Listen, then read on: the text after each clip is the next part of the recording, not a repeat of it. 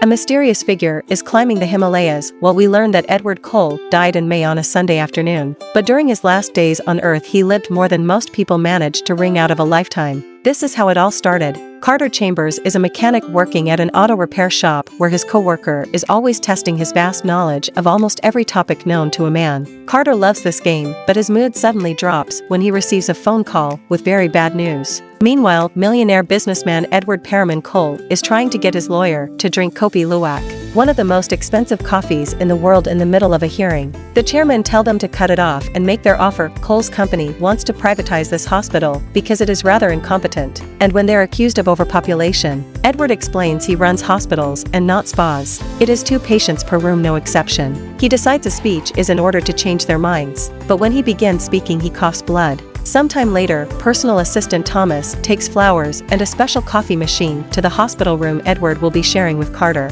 When Edward arrives, though he isn't happy about discovering he'll have a roommate and demands his own room, Thomas tells him he'll have to endure it because he's defended his 2 beds per room policy for years, so it wouldn't look good on him not to follow it for himself. The next morning Edward is operated on, but cancer has spread so far that the doctors only give him a 5% chance to survive. Sometime later, Carter's wife, Virginia Chambers, who used to be a nurse, comments on how sad it is that nobody visits Edward, who has been sleeping since the surgery. After spending some time with her husband, she leaves, and that's when Edward speaks again. He has only been pretending to be asleep because he claims more people die from visitors than their illnesses. The next day, a doctor checks on Edward and tells him they will start chemo soon, but he won't check on Carter too, telling him to wait for his own doctor. After he leaves, the 2 patients began to chat and Carter explains he's been in and out over the past few months because he's on an experimental treatment. They talk about various subjects like Carter's awful experience with chemo and the history of coffee,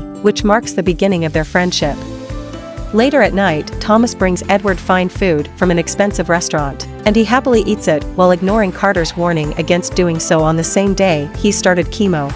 Just as he predicts, Edward ends up throwing it all out in the toilet. Days pass, and Edward learns to deal with how weak his body feels because of chemo. One afternoon after Carter is visited by one of his sons, the 2 of them get to talk about family. Carter has 3 kids he adores, but things are a bit tense with his wife right now because she feels he isn't taking enough care of himself. He wanted to be a history professor and even started college when he was young, but when Virginia got pregnant, he had to look for a job to support the family. On the other hand, Edward has been married 4 times and none of those lasted long. He's been making money since he was 16 and work is the most successful relationship he's ever had.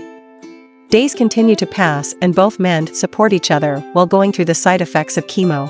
They also enjoy each other's company and have plenty of philosophical discussions or even play cards. One evening, while Carter is writing down something that he won't tell Edward about, the doctor comes by and tells Edward that he only has 6 months left to live. The news upset him, but instead of talking about it, he orders the doctor to look at Carter's file too, since he's been waiting for too long. The doctor does so, and Carter tries to comfort Edward, but Edward only turns away to sink into his thoughts. Carter narrates about how 96% of people prefer not to know their exact day of death, while he considers himself part of the 4% who do. Parallel to this, the doctor tells him that he also has a year to live at most, and now he thinks the opposite. Terrified for that knowledge, he crumples the bucket list and throws it away. Both doomed men share glances, thinking only of playing cards to pass the time. The following morning, after Thomas checks on Edward and is told to handle his boss' death as if it was his own, Edward finds Carter's bucket list on the floor and teases him for being extremely mundane and including simple things like laugh until I cry and see something majestic, which Carter wants it to be the Himalayas. Edward begins adding things of his own like kissing the most beautiful girl in the world and get a tattoo, then tells Carter they should do it. They should follow the list and go out with a bang. Money isn't a problem because he can pay for everything, but Carter still thinks it is a ridiculous idea until Edward points out going back to normal life only means having people walking on eggshells around them, smothering them with pity and grief. Right after Carter accepts, Virginia arrives to visit him, getting upset when she hears his condition is not good. She wants a second opinion, and goes from upset to furious when Carter tells her he doesn't want any more treatments, and that he is going away with Edward for a while. The couple argues, but despite his wife's screams, Carter's decision is final and Virginia leaves the place hating Edward. The next day, Edward and Carter begin their new adventures, and Thomas goes with them to help. They first go skydiving, which Carter finds terrifying because hasn't even been on a plane before.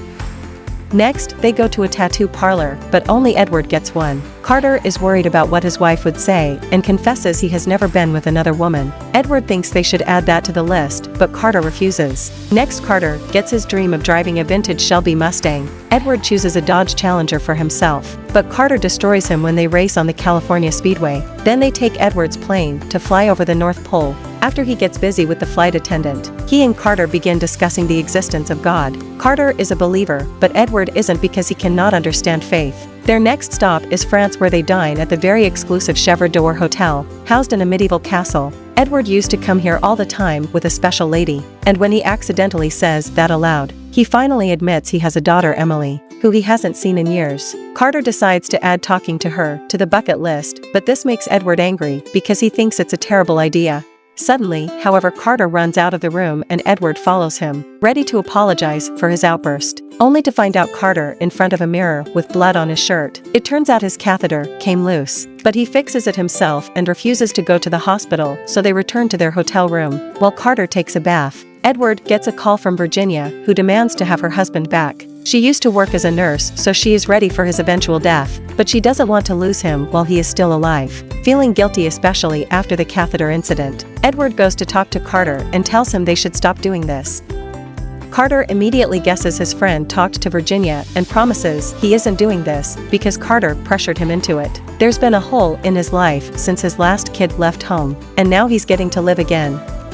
Their trips around the world continue. They go on a lion safari in Tanzania, and Carter convinces Edward not to kill any animals, although Edward still shoots his weapon at the air just for fun. Next, they visit the pyramids, which Carter still doesn't consider majestic enough. He tells Edward about the Egyptians' beliefs about death and the questions they believe the gods ask when you arrive at heaven's door to determine if you could enter. The first one is if you've found joy in your life, to which Edward answers yes.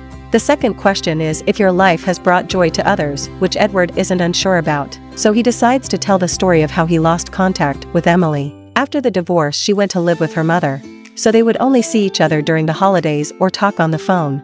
After she went to college, she started dating a guy that Edward didn't like much, so he was against them getting married. This upset Emily, who didn't invite her father to the wedding. A few months later, though, Emily showed up at his house, admitting her husband had hit her. Edward wanted to bash his brains in, but Emily wouldn't let him because trauma made her defend her husband, claiming it wasn't his fault and that she had started the fight. When it happened again, Emily didn't go to her dad, and Edward only learned about it because his ex-wife told him, so he did what any father would do. He hired a thug that threatened Emily's husband and got him to leave her. This made Emily furious. She called Edward names and told him he was dead to her. Regardless of her reaction, he doesn't regret it and he'd do it all again, even if it means not being allowed into Egyptian heaven. Next, they go to India and visit the Taj Mahal, where they discuss their funeral options. Edward is still unsure of what he wants for his body, but Carter already knows he wants to be cremated and his ashes should be put in a can and buried someplace with a view. Afterward, they ride motorcycles on the Great Wall of China, then visit Mount Everest, where Thomas brings them bad news. Having come during winter was a bad idea because there are storms going on the mountaintops that won't stop until spring, so they cannot go climbing as planned. Since Carter doesn't get to see his beloved mountains, Edward thinks this may be a sign for them to stop, but Carter gets angry and demands to keep going. Their next stop is Hong Kong, where Carter meets a woman at a bar that he immediately connects with. They talk about mountain climbing and she shares her experience in a very poetic way that quite impresses him, but he still turns her down when she asks him to join her in her room. Carter returns to his own room and calls out Edward for having paid that woman for him before announcing he is done with the bucket list and wants to go home. When they arrive in the USA, Thomas doesn't take them home. He's following a secret plan Carter came up with and takes them to Emily's house. This makes Edward furious and tells Carter he has no right to mess with his life like this, not seeing how it's the same thing he did with the lady at the bar. He says the trip wasn't life-changing and he isn't afraid to die alone, so he tears off the sheet of paper with the list and leaves in his car, leaving Thomas and Carter to take a cab. Edward goes back to his apartment where he gets frustrated because he's out of coffee, but most importantly lonely. Hiring 2 escorts doesn't help the matter, and instead of enjoying himself, he ends up having a breakdown and crying. Meanwhile, Carter returns home, but instead of using his keys, he rings the bell and lets Virginia decide if he is allowed to come in or not. She does welcome him back, and the whole family has dinner together for the first time in a while.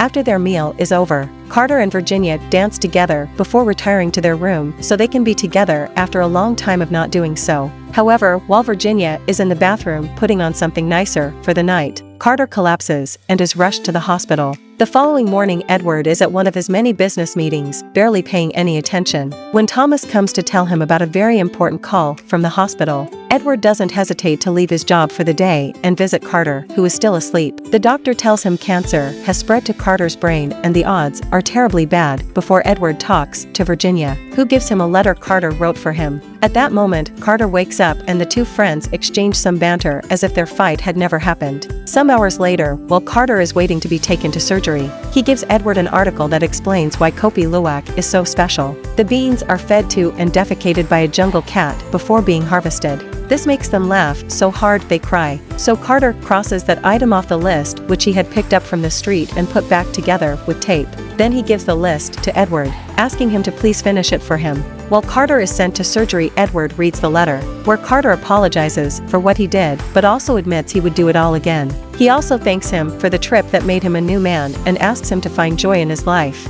This gives Edward the courage he needs to finally see Emily, who welcomes him into her home, and after a long emotional talk, she introduces him to his granddaughter. Edward hugs and kisses the kid on the cheek, which allows him to cross kissing the most beautiful girl in the world off the list. Sadly, Carter dies during the surgery. Edward gives a speech during his funeral, saying the last 3 months of Carter's life were the best months of Edward's. He admits he loves him and he misses him, and he is glad he was able to bring some joy to his life, which allows him to help a complete stranger for the good off the list. Edward dies some months later, and we return to the beginning of the story. The mysterious figure climbing the Himalayas is Thomas, who has brought Edward's ashes in a can to put next to Carter's, which are also in a can. Then he witness something truly majestic off the list, which is the final item, so he sticks it between the cans before leaving. Being buried on a mountain is against the law, so Edward is probably very pleased about his resting place.